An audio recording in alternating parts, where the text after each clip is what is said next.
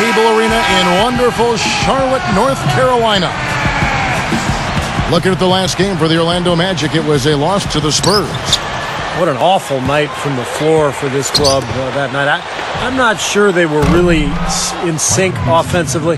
Looked like they got very stagnant out there.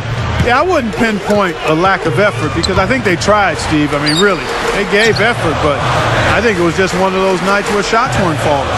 So let's take a look at the State Farm starting lineup for the Orlando Magic. Nene is out there with Ibaka. Then there's Beasley. Then there's Nick Young. And it's Rose in at the point. And for the Bobcats, Tyrus Thomas out there with Chris Kaman. Then it's Nash. Then it's Shane Battier. And it's Jones in at the 2. And let's get this update now from Doris Burke, who's across the way on the sideline. Yes, a short time ago, Paul Silas and I were able to chat. It was their interior defense that he thought would be a key factor. He said, my guys have the length and the instincts to block more than their fair of shots if the ball comes inside against us. It's got to be nice for your coach to have that kind of faith in you guys. Wonderful, Doris. Thanks. They're thinking about Clark and Steve, their defense, right off the bat here. Yeah, you're never going to go wrong putting the bulk of your effort into getting stops. I mean, that always pays off. Yeah, for sure. And I think if that's going to be the case, if they're going to bring that style and that type of energy, they've got to be ready to go deep into their bench tonight as well. And Charlotte has possession after the Magic pick up 2. Nash's shot is in. Now, you can't give him any space out there. Here's Rose, averaging 10 points per contest. And Charlotte's struggles last season, guys, were really reflected in their play at home because in previous seasons, Time Warner Cable Arena was a tough place to play. But the Bobcats' home record really fell last year. Yeah, not just an everyday finish. He put a little pizzazz on that one, guys. Nash against Rose. It's Jones on the wing. Back to Nash. Shot clock at 6. And he was camped in the lane there, and he gets the 3-second call. Steve, that big drop you were talking about at home is one of the reasons why the Bobcats, didn't make the playoffs. So Clark, it's not hard to figure out why they didn't make the postseason. Yeah, you look at it, I mean, that certainly was part of it, not being able to handle business at home. They went from 31 wins to 21. And they also had some injuries. Steven Jackson had a hamstring that was bothersome all season long, and he was their main go-to guy. So him being hurt certainly impacted that home record. Outside Rose.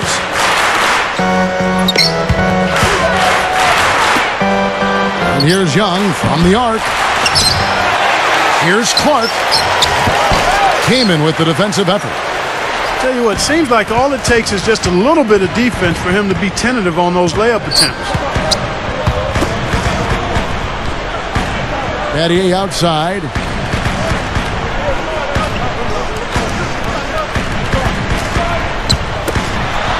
Here's Bayless. Misses the 3. And here's Young. Fast break. Here we go. Oh, and the dunk by Nene.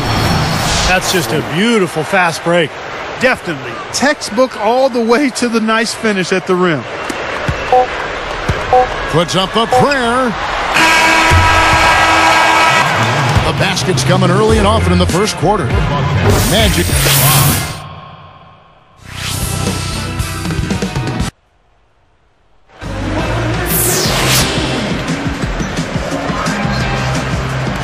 All right, the second quarter beginning in just a moment. Here's Allen.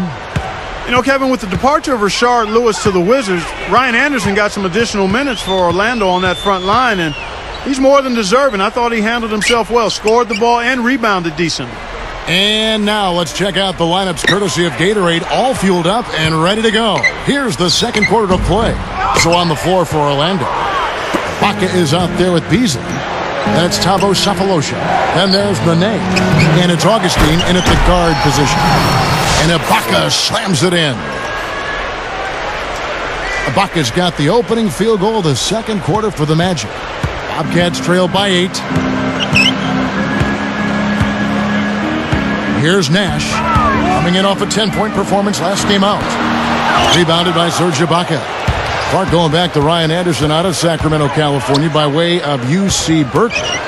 Steve, not only a great shooter, also a pretty good rebounder. Excellent rebounder for a guy his size, and pretty good offensively. You know, you can step out and shoot that ball, as Clark mentioned, but also a better low post game than people give him credit for.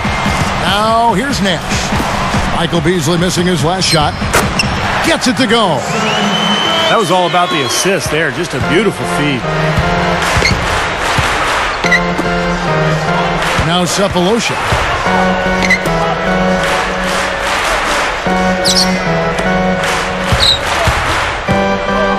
Beasley outside.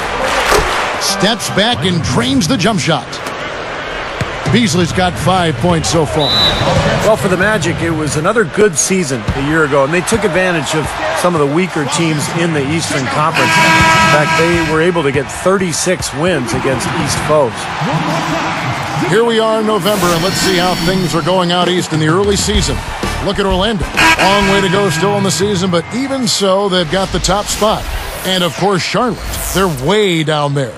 You know, for the Magic, they've really been a revelation. I mean, for them to have played as well as they have over the course of this season, you'd have to say they're one of the NBA's best feel-good stories.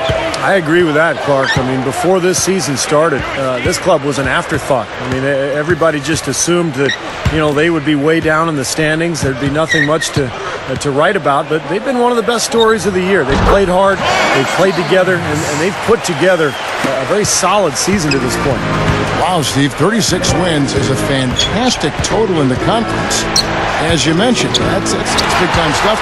Yeah, over two-thirds of their games against Eastern Conference opponents, a big reason why they made the playoffs. Allen got it. Good job in the low post. Allen's got his first bucket of the night.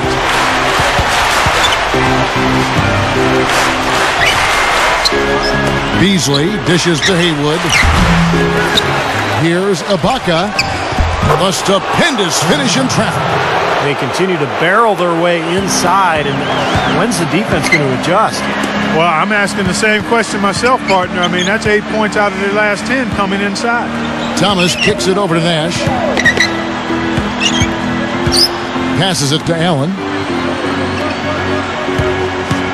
Just 5 on the clock. Charlotte needs to get a shot up. And Charlotte again with the bucket. Beautiful feed off the bounce to his teammate there. Nicely done.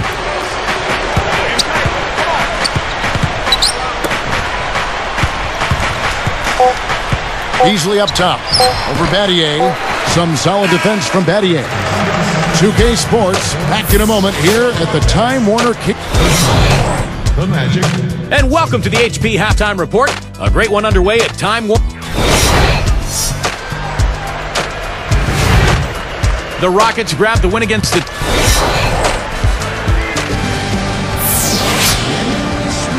Welcome back, everybody. The start of the second half getting underway. Both teams battling hard through the first half. Here's Nash. Well, I think last year when the Bobcats traded Gerald Wallace, they lost a part of their soul and their identity. And it's tough to win when you lose a guy like that, but they did get a couple of draft picks, and that will help them in this rebuilding process. Jones is out there with Nash. Then there's Tyrus Thomas. Then it's Shane Battier, and it's Kaman in at center. That's the Bobcats 5. With the pause in the action, let's bring you the list of teams that have been lighting it up over the last 10 games. Number 1, the Magic. Well, this is only a trend over a few games out of a very, very long season. But the coach has got to be pleased that his team has been able to score big with some consistency. Here's Thomas. Good from 11 feet out. Thomas got the first bucket of the third here for the Bobcats.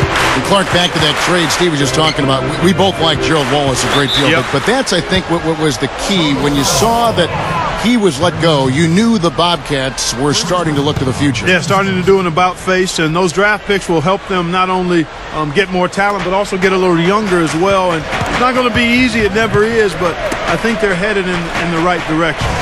Ibaka hits good. This time the assist from Rose. Ibaka's got his third bucket of the night. Battier outside. Guarded now by Michael Beasley. Battier, the pass to Thomas. It's back to Battier. Over Beasley. They get it back. Changes up. And the basket by Jones. Oh, he's got such great touch and feel around the basket. He made that reverse look easy. Right side Rose. Over Nash. And the basket by Rose. Rose has got his second basket of the night. I tell you what, right now that mid-range jumper serving them well. Yes, it is, guys. That's 6 of their last 10 points coming from that mid-range area. Jared Bayless is checked in for Steve Nash. Then for the Magic, Anderson comes in for Serge Ibaka. And Earl Clark is subbed in for Michael Beasley. Here is Bayless. He feeds it to Kaman. Nene on him. Shoot from the right block. And it's Kaman missing. Magic leading by 4. Well, the Magic made a sweeping change last December as they were able to move Rashard Lewis and Vince Carter and bring in Hedo Turkoglu, Jason Richardson, Gilbert Arenas.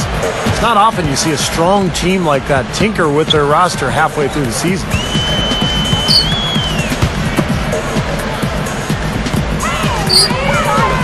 Backing him down, Thomas. And the layup's good off the glass. Thomas got 4 points now in the quarter. Steve, back to the Magic. They felt like they needed some changes. And Clark, that trade came, as Steve just said, last December. And it just really didn't click as you look at the body of work. Yeah, you kind of like the idea of making a shakeup, trying to get it done, trying to get the pieces together to make a run at a championship. It's unfortunate that they just didn't have the right parts, and it sputtered more than it succeeded. Here's Rose, and there are the Magic with another bucket. Rose can really turn it on at times. Here is Bayless.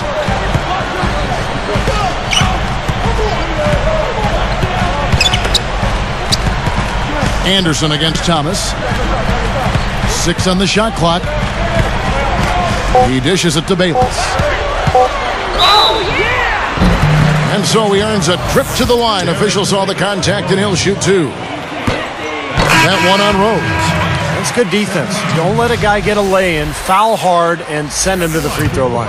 Yeah, I like that billboard there. Sending a message. You can't come in here and get anything free in our paint. Gets it off.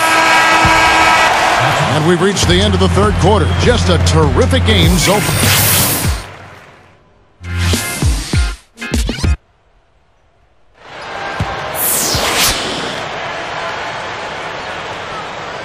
While we're still getting underway here in the fourth, let's go down to Doris Burke, who has our Sprite Spark of the Game report. Doris? Hi, Kevin. The spark in this game goes to the Magic. They're firing on all cylinders and are exactly where they want to be as they look to finish things out here in the final quarter of play. All right, Doris, thanks. So with Rose on the bench, here's who's on the floor for Stan Van Gundy. We've got Ibaka, DJ Augustine out there with Cephalosha. Then there's Haywood, and it's Beasley in at the small forward. Nash kicks to Allen. Back to Nash. And by Augustine. Augustine gets called for the reach. That is his first foul of the game.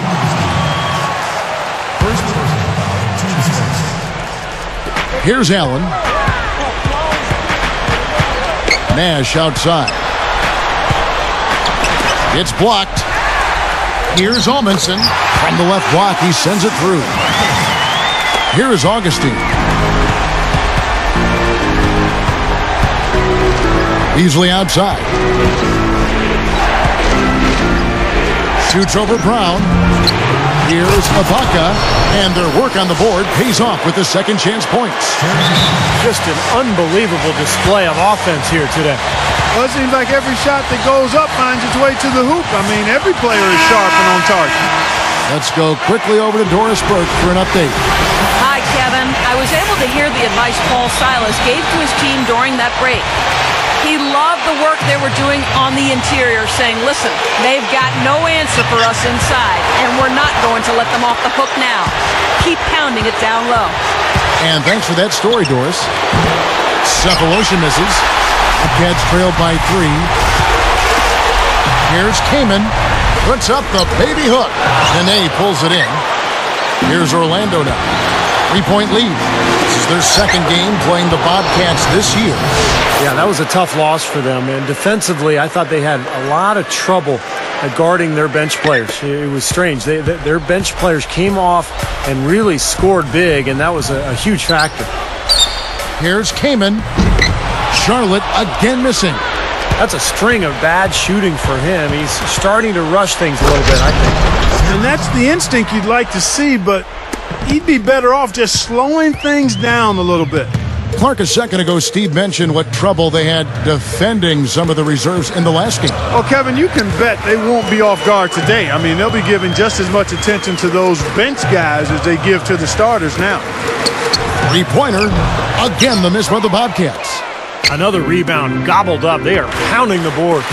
And a big part of the lead, guys, is because of the work they've done on the glass. I mean, they have the lead because they've rebounded well.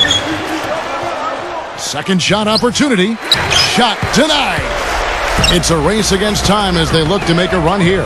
Yeah, the clock is definitely not on their side right now. They're going to have to take some chances. Here's Maxiel. Money! When in doubt, punch it down. As easy at 2 points as you can get. Safe to say that's a pretty high percentage shot, guys. Tyrus Thomas is checked in for Charlotte. The Magic also changing it up. Nick Young's checked in for Cephalosha. And Derrick Rose is subbed in for Augustine. And he commits the intentional foul. Good on the first, and that increases their lead to 6. Gets them both, and it's a 7-point ball game. Nice job to make them all. That's a big play to extend their lead. Out to Battier. Lets it go with a 3. Battier missing again. And here now the Magic. 7-point differential. Young dishes to Ibaka. Here's Nene. Ooh, offline. Great defense in the paint there, making it tough on the offense. That's what he brings, a presence. I mean, you saw it on that miss. Here's Nash. Off target. And so it's Orlando winning this one. Both teams played well, but these guys had the edge. Yeah, I think so. They were just steak knife sharp. Very on top of their game here.